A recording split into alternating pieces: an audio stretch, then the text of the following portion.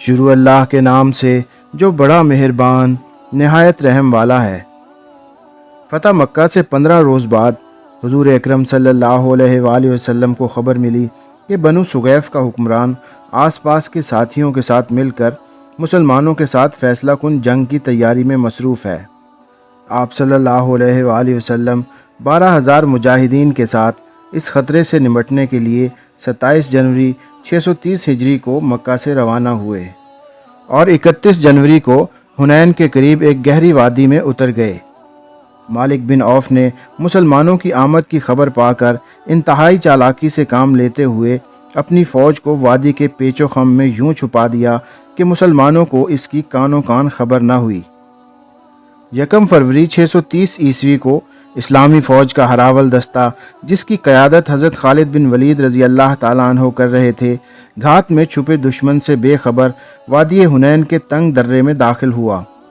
طاق میں بیٹھے دشمن نے اس پر تیروں کی بارش کر دی۔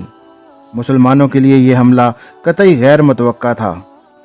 دوسری طرف مجاہدین کا دستہ جس راستے میں داخل ہو چکا تھا وہ بے حد تنگ تھا۔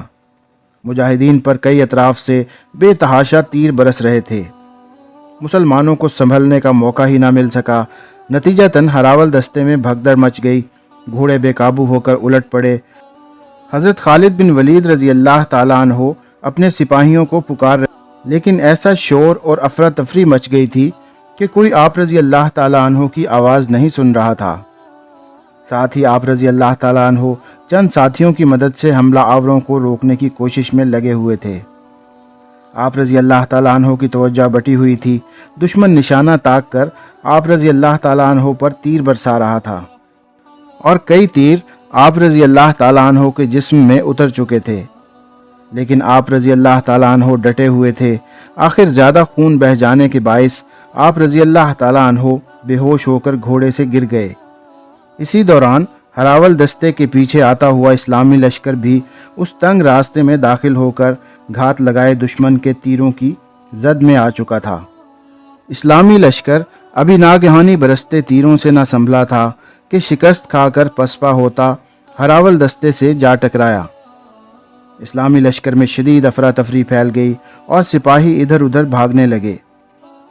اس وقت اگر کوئی میدان جنگ میں ثابت قدم تھا تو وہ رسول اللہ صلی اللہ علیہ وآلہ وسلم اور ان کے چند جانثار اصحاب رضی اللہ تعالیٰ عنہ، جن میں حضرت ابوبکر صدیق رضی اللہ تعالیٰ عنہ، حضرت عمر فاروق رضی اللہ تعالیٰ عنہ، حضرت علی رضی اللہ تعالیٰ عنہ اور حضرت عباس رضی اللہ تعالیٰ عنہ شامل تھے۔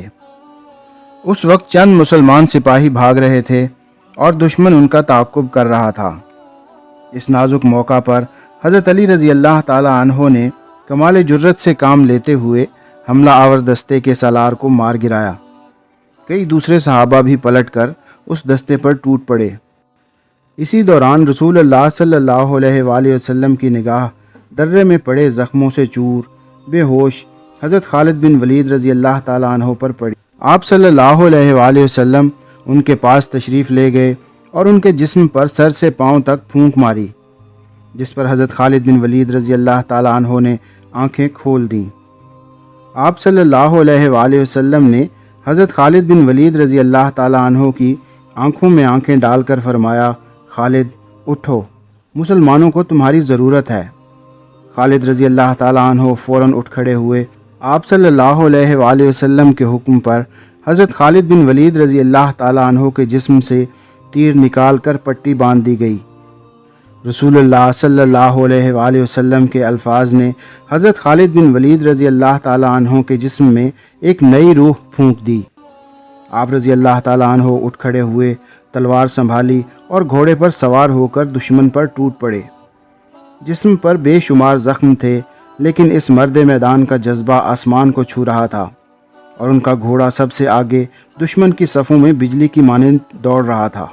دشمن حضرت خالد بن ولید رضی اللہ تعالیٰ عنہ کے وار سے بچنے کے لیے چھپتے پھرتے تھے، لیکن انہیں کہیں امان نہ ملتی تھی۔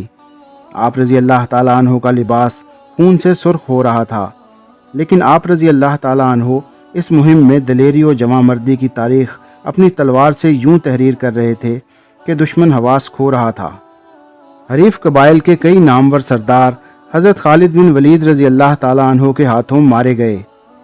دشمن پر حضرت خالد بن ولید رضی اللہ تعالیٰ عنہ کی اتنی دہشت بیٹھی کہ کچھ ہی دیر بعد دشمن آگے آگے بھاگ رہا تھا اور حضرت خالد رضی اللہ تعالیٰ عنہ کا دستہ ان کے تعاقب میں تھا۔